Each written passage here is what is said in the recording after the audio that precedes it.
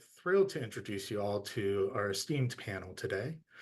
We have Jill Robinson, the CEO of TRG Arts, Corinna Schulenberg, Director of Communications and Research at Theater Communications Group, and Lisa Richards Toney, President and CEO of the Association of Performing Arts Professionals. And I'm so thrilled to have you three with me today. Thank you so much for being on board with this. So glad to be here. I am going to go ahead and get us kicked off into a discussion session. First question, Jill, what does the current landscape for audience-dependent organizations look like from your perspective? How has that shifted over the past few years? Oh, I'm so glad to be here. And with Lisa and Corinna, thank you, Eric, and welcome and greetings, all of you from all over the country. I'm zooming in today from chilly, this is a joke, Las Vegas. It's definitely not chilly here. And I am at an event where I just reported on some of the things that I want to share with you today. Some of you know, I've seen some familiar names and faces in the room. Some of you know TRG Arts, 30 years, data-driven consulting firm. We ingest and aggregate what is now the largest data set of consumer behavior, arts consumer behavior or transactions available for research and study. And we're a small business, but we do work to we make that available for free. I will put that link in chat while we're together in case that you want to share that with your constituents. It's available for free, started during the pandemic to benchmark the sector's recovery across the regions that we work in, which is the UK, Canada, and the US. Benchmark the recovery during the pandemic, and we've continued to make it free because it's such an important benchmarking device for our consultancy and for the field. The last time that we've looked into the data to study it comprehensively was through the end of 2023. We are right now doing a mid-2024 crack open so that we can report on that, so stand by more for that. But in North America, in ticketing, we have recovered, air quotes. We all know that over the past 4 or 5 years, the US has gone through significant inflationary cost impact, more than 20% in inflation growth. So that will have an impact on these numbers that I'm going to share. But in ticketing across genres, and we have in the data set theater, performing arts centers or presenters, dance companies, opera and classical music. Those are the categories that we report on. So ticketing through the end of 2023 compared to through the end of 2019. So we benchmark the end of 2019 because it was the last calendar point before the pandemic began. So that's how we've sort of cleaned up the fiscal year differences and seasonal differences in the data. So in between end of 19 and end of 23 is what I'm going to be talking about here. Ticketing units is up 4%. Revenues through the end of 2023 were up 30%. That sounds really great. It was affected by holiday programming. By the end of 23, the demand for holiday programming really rebounded and grown. We called it the Mariah Carey effect. All of the genres of arts and cultural organizations by then were presenting some kind of holiday, Christmas Carol, Panto, or, classical music, Messiah, all the things that we know is done in our communities. So that's what contributed to that 30% growth. The mid-24 report will be interesting. The trends appear to be continuing in the right direction. Philanthropy is a different story, up 6% in units. This is philanthropy from individuals only. So Eric's question was audience-dependent organizations, and our data set looks at consumers, individual people who do things, buy memberships or subscriptions or ticket buying or make individual philanthropic gifts. So those units were up 6%, but revenues were down 20%. This is the issue right now. that we see, the gap between revenues and expenses and the cash that is run out from pandemic era, both philanthropy and government and other assistance, maybe from your organizations too, is creating a real crunch. And the question that I'm hearing, this is my last point, that I'm hearing both in our clients in the sessions that I'm at this conference today and in the field is, what the heck are we going to do about it? How will we reconcile the revenues that we can achieve with the expense structures that are real? How do we close that gap? And my challenge to the field, and maybe my question for you all to be considering, is how can we help the sector grow its capacity to listen to the audiences that are supporting it, to develop relationships in the community that are sustainable and really relevant. That's where the important focus needs to be from our vantage point. Eric, thank you. Thank you, Jill. That's a great way to start off this session. Corinna, Lisa, would either of you like to delve into this a little bit further from your point of view? Lisa, do you want to get in there first? Okay. Hi, everybody. I'm Corinna Schulenberg, joining you from Theater Communications Group, where we serve the not-for-profit professional theater in the U.S. And we have been conducting research, primarily the Theater Facts Survey, since 1973. And so that's really focused on a smaller part of the sector than Jill's. It's just looking at theaters. It's just looking at the theaters that participate in the survey. But what is helpful about that kind of long-term data is it helps us position ourselves in time with a little more clarity. So, for example, to answer this question of what's been happening in the past few years, from my perspective, is an intensification of things that have been happening for decades. So if you look at the data for audience-dependent organizations, the first time I've heard that language, but I'll try it out. If you look at the data from Theater Facts, what you see in the 70s and 80s is tremendous growth, 10% growth annually, sometimes even more, primarily because of what's called the subscription model. I presume that most of you know what that is. You're probably subscribers to Netflix or any other number of things that you now have to subscribe to. But theaters were sort of the OGs in this, bringing this back in the 70s and leading to huge growth. Sometimes that would mean 60% of an audience would be subscribers. And this was great for theaters, of course, because when you subscribe, that's reliable income. Often it costs you less to be able to renew subscribers, and it allows you to plan a little bit more effectively than single tickets can. What happened, though, is that in the early 90s, with the 1991 recession, the subscriber model got a little bit wobbly. It had a few years of ups and downs. 1994, ironically, was a particularly bad year. And in fact, a lot of what we're going through now in the theater sector, theaters closing, a lot of leadership transitions within the theater sector, a lot of burnout, those are things were happening 30 years ago. And of course, it was 30 years ago that we were also dealing with a different pandemic. And then once we get to the turn of the century, we begin the significant decline overall sector-wide of the subscription model. As I'm sure Jill could tell you, there are many theaters that are pushing back against that. They're thinking really strategically about their loyalty models. But by and large, what we're seeing as a trend is decline.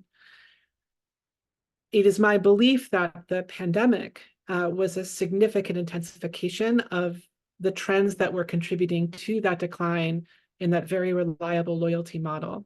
But it didn't create it.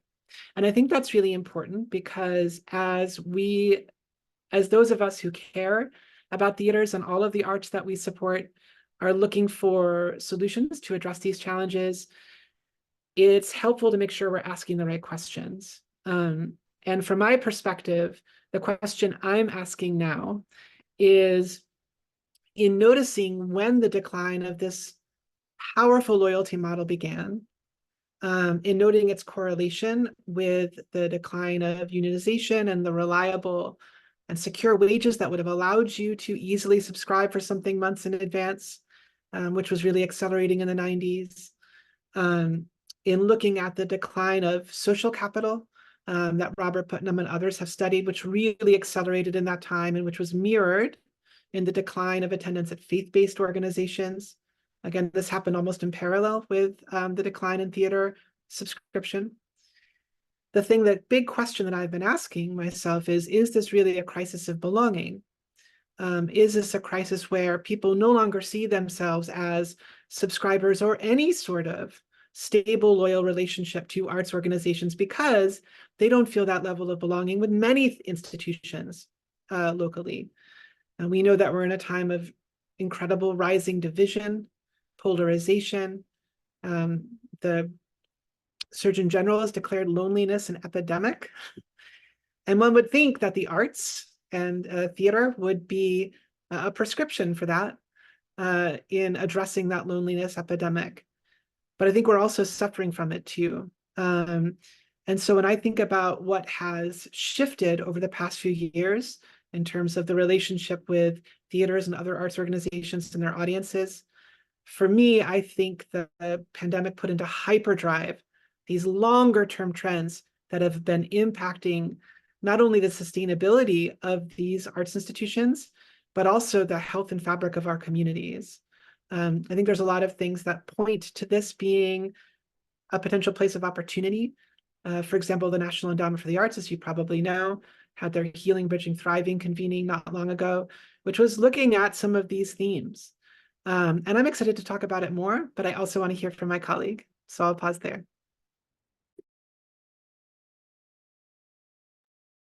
That's good. That's good. Good stuff. Good afternoon or good day, everyone. My name is Lisa Richards-Toney. I'm the president and CEO of APAP. It's nice to be here with Eric and my colleagues, Jill and Corinna, and to see all of you. I used to run a state arts agency, so I do know the world a little bit. I was for Washington, D.C. So it's nice to be back amongst friends in the sense of things of what your challenges are. I really am listening with earnest interest to what both Jill and Corinna are saying. Both of them are speaking from many of the studies point of view. And at APAP, we did a study. We do some of them, but we don't have a research division as such. Those of you who may be familiar with our work, okay, some of you may not be. We are a membership organization dedicated to serving the presenting, booking, and touring side of the performing arts industry. Most people know us because of our conference that happens annually in New York City, which is the largest booking conference for North America. And in addition to that, we spend quite a bit of time in sessions like this, exploring issues of the field, figuring out what we need to continue or start advocating for, and where people's heads need to be. And as I listen to Jill and to Corinna both, I'm drawn to something that, we do care a lot about at APAP, and we're talking with our presenting community, which is our largest membership, okay, in terms of really getting back to and how they can get back to the essence of community engagement. Listening to Jill and Corinna, the subscription models, there's so many models, there are all these things, and they're good. Really intelligent people have come up with all this stuff. Some of them may be on this screen. We've been in this field for a long time. But one of the things that I'm finding, and it was accelerated in the pandemic, was the need to get back to, that's a rough word, get back to, we're not going back. The need to kind of really embrace the essence of what we do in the performing arts and how we work, and relationship and people at the center of it. My organization is tiny. For those of you who may not know, it's tiny, but the impact is large. We have a large membership organization, it's a large conference, and that's my audience. And one of the things that I am constantly, especially in the last 6 months or so, grappling with is, how do I personalize that experience? How do I make my audience understand that I really do care about each of them and their growth and their opportunity as professionals in this field? And how do I create experiences that show that, right? And it's the same in our venues, right? How do we create experiences that show that? How do we create touring engagements that are truly community engagements? You know, during the pandemic, there was a phrase that was dropped around. I don't know how many legs it obtained, maybe even if it got two to run anywhere, slow touring. Slowing down touring so that an engagement could exist in a given community for a longer period of time than you would think. And what the benefit of that was, how that helped in a climate. We have a lot of crises, and our industry is so vulnerable because of all this stuff, climate stuff, and how we depend on travel, the economic crisis and how our industry really does cost a lot, but we're the first to be in the money and then out the money. It's not a lot of reserve, if you will.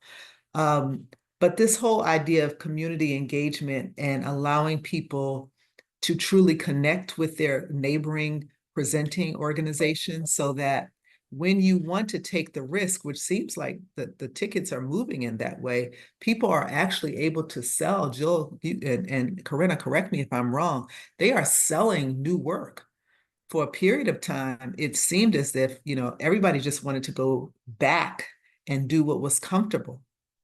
But the trends that I've read in my frame of study on this is that people are wanting to talk about new issues. People have gotten, if you want new people in your house, you got to invite new people. That means you got to have things that new people want to see. And whatever that marginalized community has been, think of how would you serve them, and how are they integral to your community authentically, not, in some other kind of manner, but really authentically. And so the concept of slowing down touring to make engagements much longer, deepening community relations, and making sure that you stay the course with bringing in those audiences and not the short term, oh my gosh, my sales went down, panic mode of I can't do that. During that pandemic time, we revealed so much about what was on the margins, the people on the margins, the kind of work on the margins, all the issues on the margins, and we brought them at center. And then it seemed we got panicky and we started, we were uncomfortable with doing that again. I hope that we can maintain that momentum to stay the course with that, because I do believe that's really the answer, because our communities are getting more and more diverse. I mean, if you look around this country and you think about who all is occupying in the places we're at and who's making themselves known and how comfortable people are doing that. And can they be in your venues, So these are kinds of questions that we want to continue to ask our presenting community.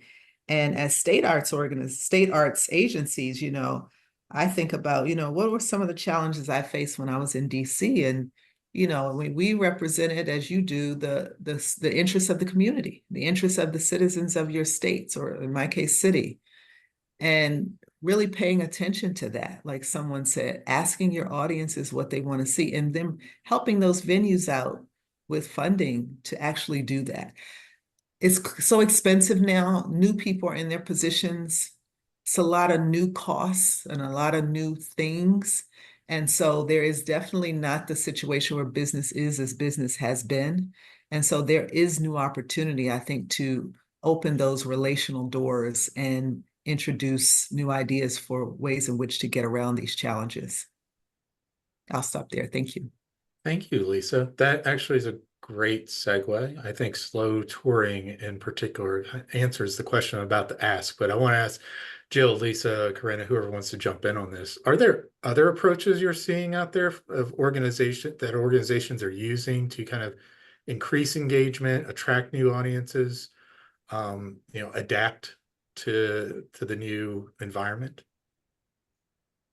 Well, I would say that the data tells the story that we are attracting new audiences on an aggregated basis. The proportion of new audiences in the States is larger than it was pre-pandemic.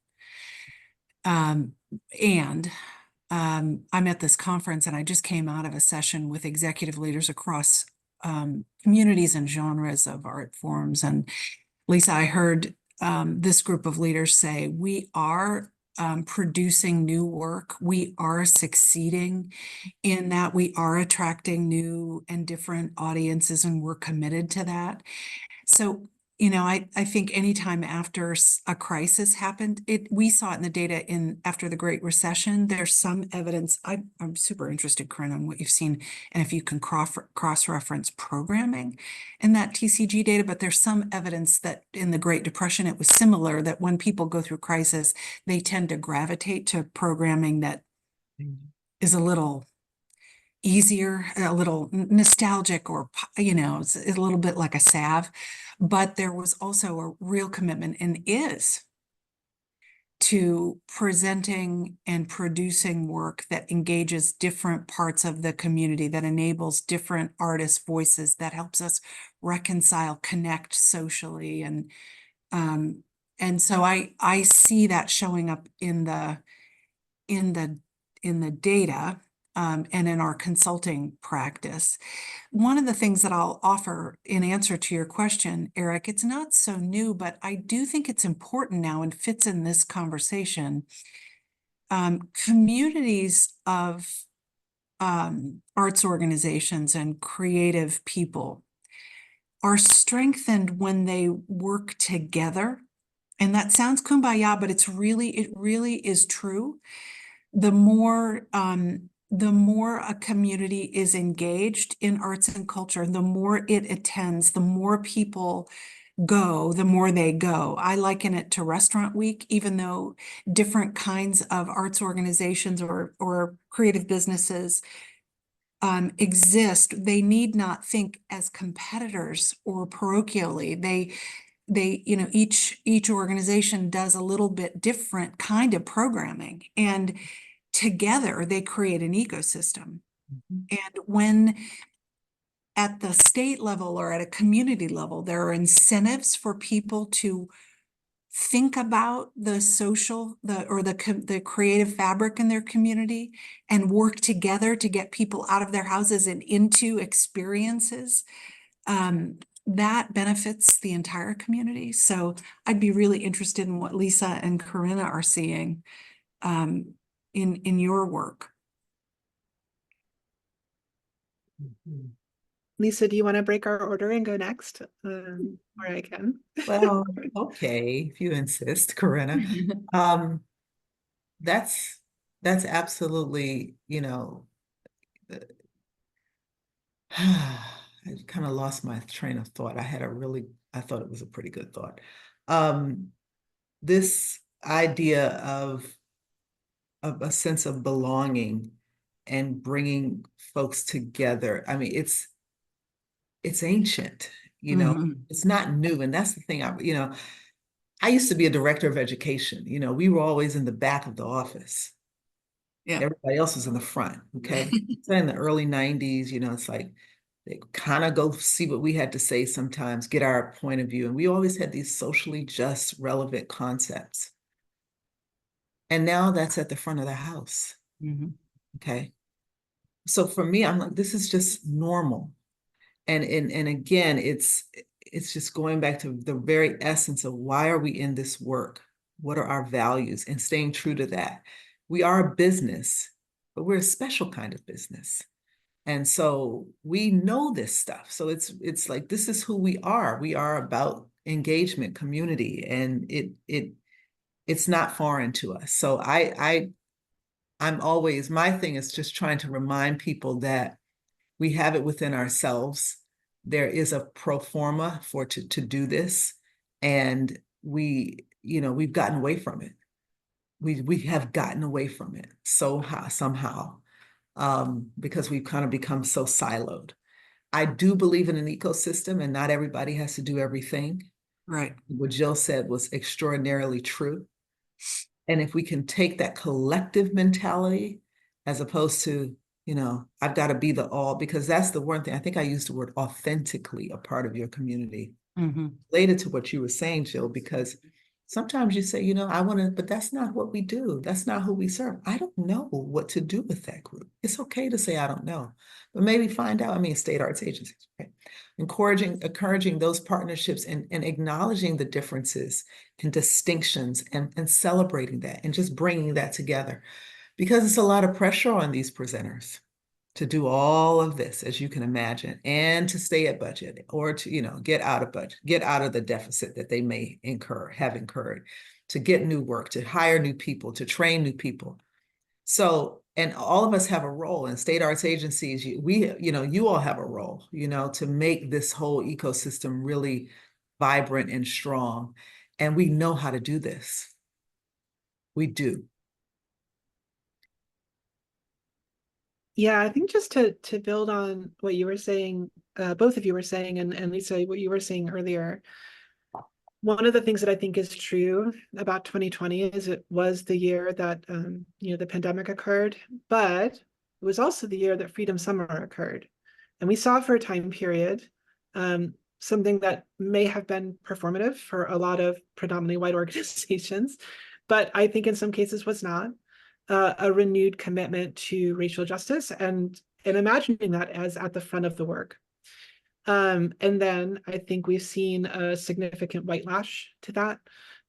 This was a session I led at the last TCG conference, was about fighting the white lash.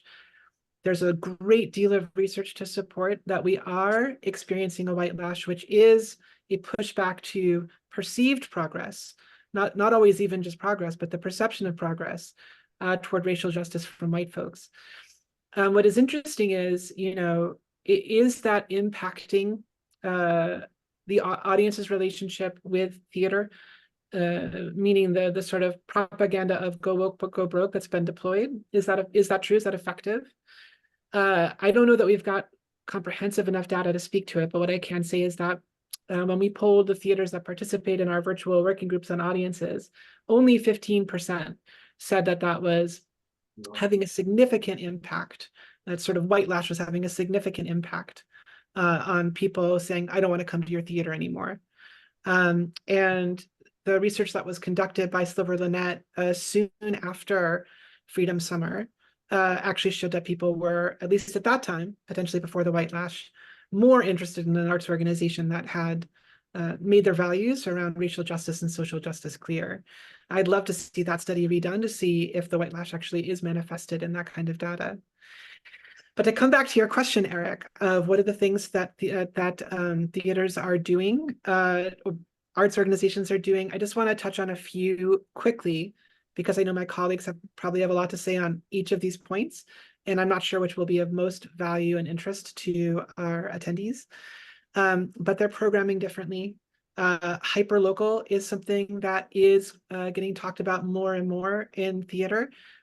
Theaters that are programming plays that people feel like, I can't miss that because it's about a controversial thing in my community, are having a lot of success with that. So programming is one piece. Thinking about the front of house experience, I think, is another piece where there's honestly a lot of surprising innovation. Ballet Austin is an example. I'll go outside of my sector, my discipline rather. They make sure that folks get there an hour early because of traffic in Austin, and they have like a pregame about how they're going to interact with all the folks who come through that door in really personalized, specific ways that is just as rigorous as anything that you see on the stage. And I think that kind of welcoming atmosphere and environment is something that actually does have a significant impact on audiences returning and fights against that leaky bucket of new folks coming in but not returning. Yeah. And then I would say too that I think theaters are experimenting in really interesting ways with loyalty models, not always calling them subscriptions, calling them memberships, calling them all access passes. I could speak to theaters that have interesting models on that if it's of interest. And then finally, I just want to say that not all theaters operate in what we might think of as the typical big theater, huge house subscribers coming to the theater to watch it. Some people bring the theater to the people. And some people think really holistically about the role of culture in the wellness of a community. To give just one example, Penumbra, a historically Black theater in the Twin Cities, has expanded their mission to include racial healing and wellness. of which theater is a core part, but not the only part. And there are a lot of other organizations that I think that are thinking expansively in that way in response to not only the pandemic, but also Freedom Summer and what that made newly possible. I hope I did that quickly enough. Great. That was great, Corinna. Jill, Lisa, do you have anything in response to what Corinna says before I ask you another question?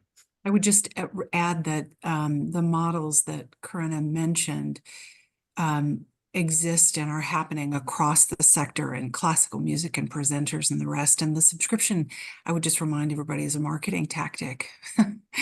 It's become a word that has other implications because of the people that have held subscriptions, but it's a marketing tactic. So is a membership, so is loyalty, club points and the rest. The thing that I would add to Corinna's list that I've seen that applies to this conversation is organizations who are reorganizing and really thinking differently about their staff responsibilities to engage more directly, much more one-on-one with their community and customers so that those relationships can be nurtured. And that can have a really big impact. So it's having a positive effect. Lisa, did you have anything to add?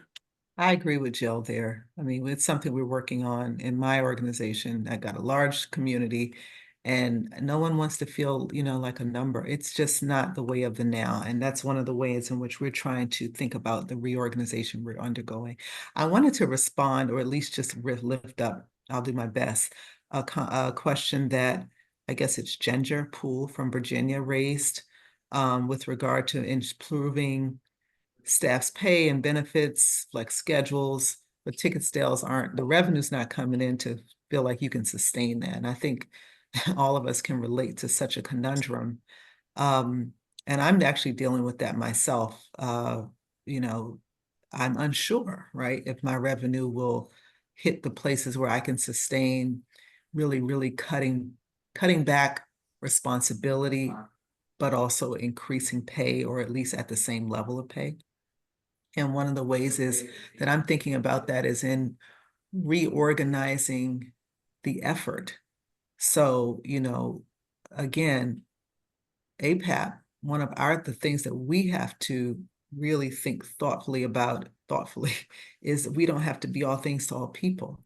And so if we do less, and that can't like mess with your ego, we always want to do more, but if we do less, how can I align my people around that where the money even that I have makes sense for what I can do until I know what my revenue is really going to look like? Now, the inside people may not like it so much because they don't see the change. They may see the change in work, but they may not see the change so much in pay. But it could be an interim strategy, especially as if we can really get on board to what this ecosystem means, realizing that we all have a role to play and not all of us have to do all of it. And so while your teams may be doing 50 things, what about if they did 30? So it's just something I've really been thinking about, and I just wanted to articulate it because it also helps me to see if it makes sense. But I can empathize with that, Ginger. Just to build on that, if I could, what you were saying, Lisa, we did a snapshot survey in 2023, the fall, called the Compounding Crises Survey, which acknowledged that our theaters were dealing with multiple crises, all of which intersected and enhanced each other. And we wanted to know which were the most acute. We knew that theaters were having to cancel performances because of the climate crisis. We knew that some of our theater leaders were receiving death threats, and that people were choosing to not produce certain things because of sort of hostile reactions to that work, or even legislation against that kind of work.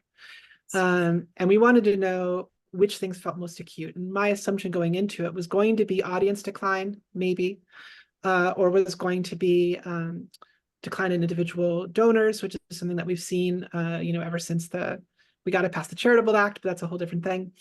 But it wasn't. It was rising labor costs, and people didn't say that as like, we're mad at having to pay more, but just an acknowledgement that in paying people more, which was long overdue, as Ginger noted, they were having a harder time, with their cash flow. And I just want to say, what I want to add to that conversation is that this was prophesied back in 1965. This problem has been known for a long time. It's called cost disease. If you're not familiar with this framework, Baumol and Bowen published this report in 65, right around when so many things were getting started, TCG, the NEA. And it said that because performing arts organizations couldn't take advantage of the scale that advances in technology provide, they would increasingly have a hard time making it because of rising labor costs. So when you pair that with a hyperinflationary period, it really is no wonder that arts organizations are struggling in the way that they are. And I think to a certain degree, it's baked in. We do see some arts organizations, at least in the theater, who are doing some really brave, experimental, exciting work in a digital space, which potentially, if given time and resources to really grow an audience, could address that scale issue. But that's not an option for a lot of theaters right now. And so, part of what I think we need to do is pass legislation like the Stage Act, which would get more relief funding for theaters and other arts organizations, pass the Charitable Act, which would make it easier for middle-class folks to take full advantage of deductions, and that would lead to a rise in individual contributions. I wouldn't mind seeing the floor of foundation giving raised from 5%, and there's some movement for that. That could also free up a lot of resources for folks. But I do think we need a longer runway to recovery. Yes. And I think too many funders, too many other folks are feeling like, well, you lost 90% of your income in a year. Why haven't you recovered immediately? Ticketing income. And I think, we can say, actually, this is built into the model as it exists now.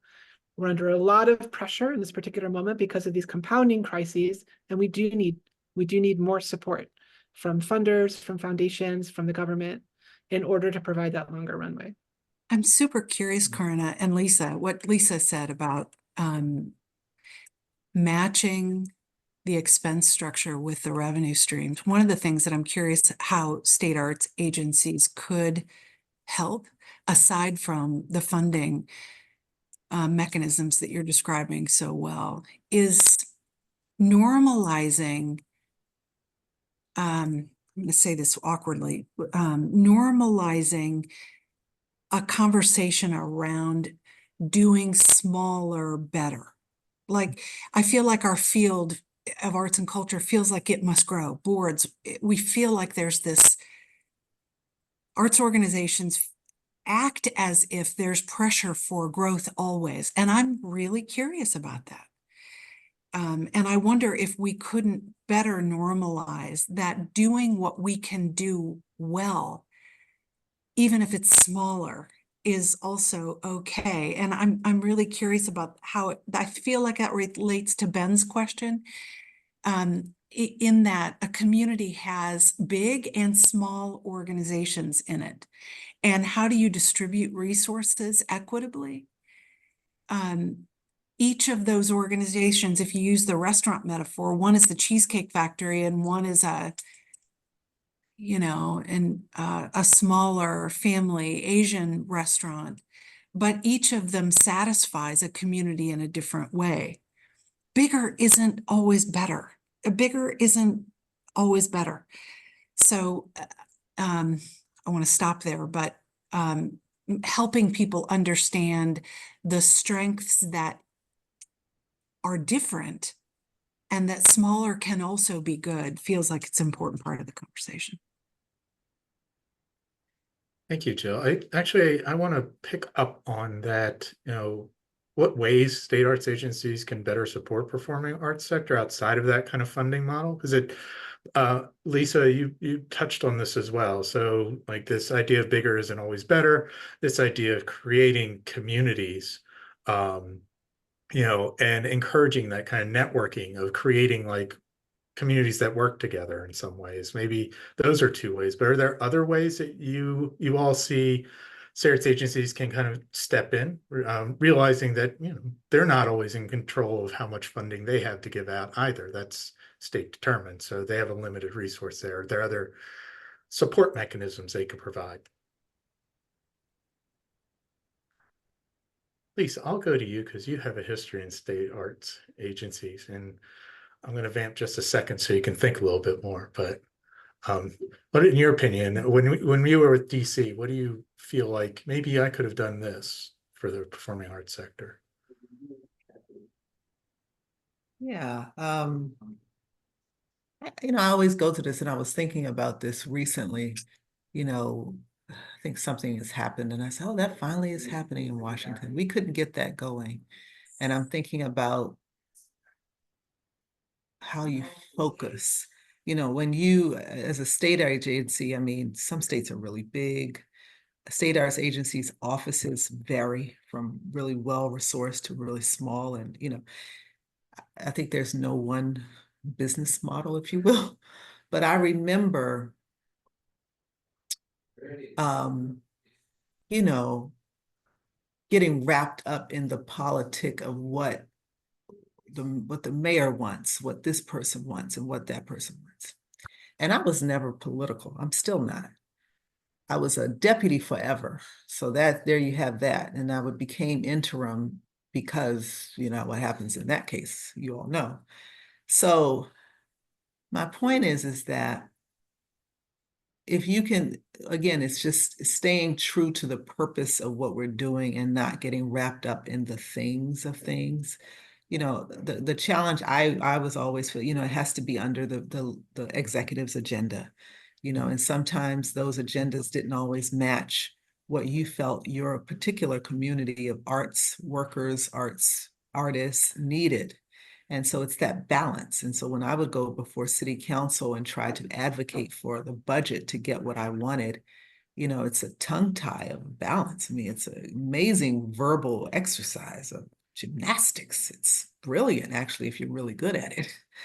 But I think it's high time that, and arts were always the lowest of all the agencies, right? It was the lowest one on the totem pole. So we really had to do what we were told. But I think it's high time that we become a bit bolder and we actually begin to challenge some of those assumptions. And some of us may be in states that are very, favorable to our causes, and some of us may not be. But it's this kind of an institution, NASA, where you have your strength and you have your people.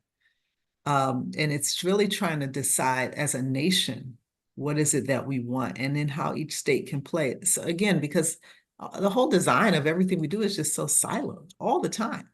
And then we end up in our own little boxes and then not really having an impact. Mm-hmm. But as NASA, I would wonder, with the NEA and how do we identify the top 3 things and then how states can fall in place and then tell that to the executive. We work for the executive, it's fine, but we also work on behalf of the people. And it's not anything that I struggled with uniquely. I think it's just an innate struggle of the job. Yeah, I think you put your finger on it there, Lisa. It is one of the more complex struggles of the job of working for a state arts agency. Is how do you kind of balance that act of serving your constituents, but also doing kind of what your executive branch says you should be doing, right? Like where the parameters of that I have in which to operate, and how within those parameters can I best serve my constituents. Mm-hmm. Jill, Corinna, how about you? Are there any things you feel like state arts agencies can do to kind of support the performing arts sector outside of funding, things that can help them in this difficult time period situation? Well, I dropped a resource that I think some folks are not able to access, which I'll see if I can get that addressed. But I do think it speaks to some of the collaborative spirit that both Jill and Lisa have been speaking to, and that I think behooves us all to consider as we move through this very challenging time, which is the framework of solidarity economy. And really what this is doing is trying to imagine a post-capitalist framework where power and resources are shared and distributed more equally.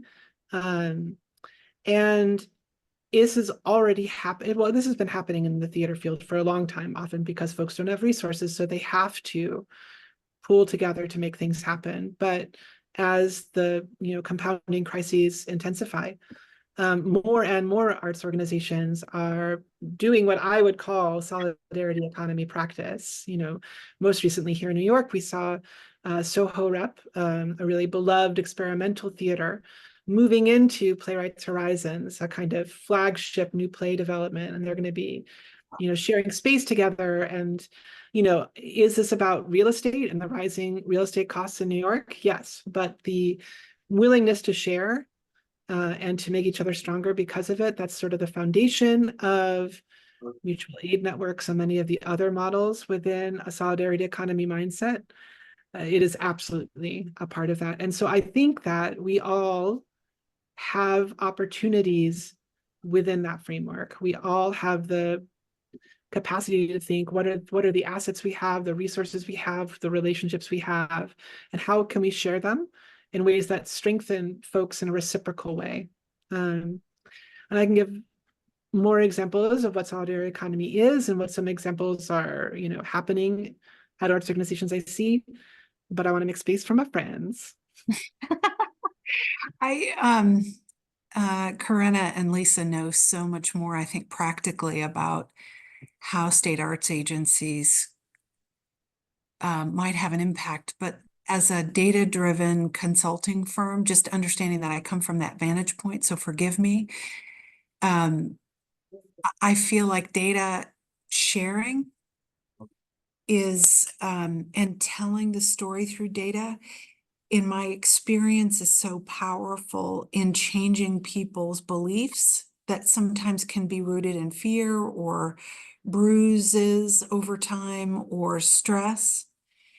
And whenever we host in 30 communities across the country, something called community data networks, where communities share consumer data so they can study it. And every time we crack open the hood of that, we see that the more that people collaborate and share information, the more they see what I hear Lisa and Corinna talking about, and Eric, what you're asking about, which is, how can we create community? Well, we already have community. You see it in the data. And the more people experience different aspects of that creative community, the healthier and stronger. So our incentives to collaborate and work together, Ben, are there. And data can normalize and level some of the assumptions about what's good or bad. So sharing data, and any of you who are interested in our benchmark and data that might be available in your state, I'm happy to schedule one-on-one time with you to see if we can't get at some of that. Thank you, Jill. And I just want to assure everyone, I'll be sharing resources that are in the chat, as well as any resources that Lisa, Corinna, or Jill want to share with you after the session. I'll post a link up where you'll be able to find the recording in those as well. We are coming down to the last 5 minutes of this session. So I have one more question. I want to just do a quick, rapid, put on your prognosticators hats. Give me 2 sentences with our panelist here of, what do you think the near future looks like for the performing arts? Are there risks out there that are coming on that are different, or are there bright spots? I'm going to start with Corinna this time because I don't think she's gotten the start yet. Oh no, I was crafting my 2-sentence response. No, I can do it. I think that that prophecy is an act of manifestation. So while I could certainly prophesy dark turns for our country, for the fields we serve, I am not going to manifest that in that space. I think we are moving into a time where people are going to share power differently, share resources differently, cultivate relationships within boards, staffs, and audiences that are more relational than transactional. And as a result, the models that we have will evolve and become more sustainable and able to meet the moment. And folks need support in order to make that happen. That was a long 2 sentences. I Lots did of not commas. specify how many commas you could have in that sentence, Corinna, so thank you very much for that. Jill, you're already unmuted, so I'm going to go Yeah, right. I loved that so much, Corinna. And so I'll simply say the risk is in what we see in patron or audience arts consumer behavior. They are less sticky, 10 points less sticky, new patrons than they were 5-10 years ago, 10 points. They're attending with less frequency. And our arts organizations have less experience on staff and feel like they have fewer resources now to nurture those relationships in ways that they require. So that's the risk. The upside is that coming out of the pandemic, all the research that I've seen suggests that we've all gotten more connected to our priorities, and we do desire community. And boy, does that open an opportunity for arts and culture. And arts and culture has such an opportunity to help develop social cohesion that's so important right now.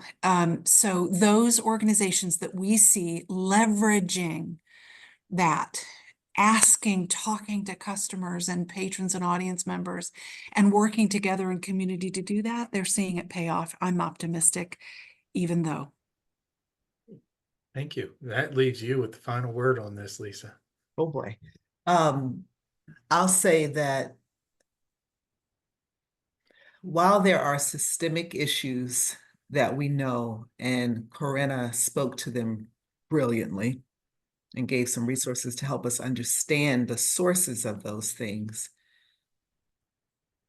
the experience that we had in 2020, 2021, subsequently 2022, will force our hand in not being satisfied that the systemic issues will be the end-all be-all.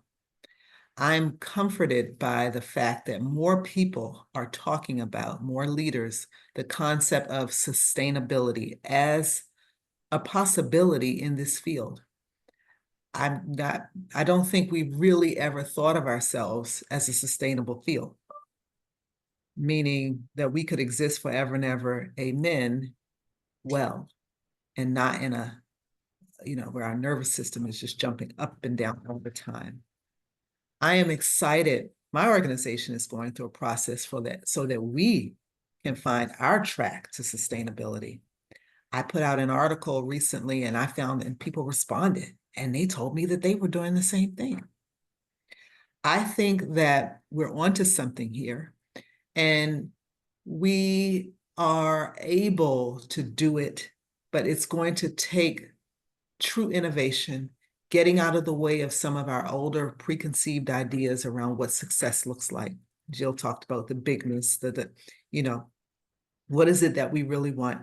It will take the community coming together, this community as a collective of state arts agencies up under NASA. It will take all of that. And these spaces, they're big and then there's smaller spaces, affinity spaces within.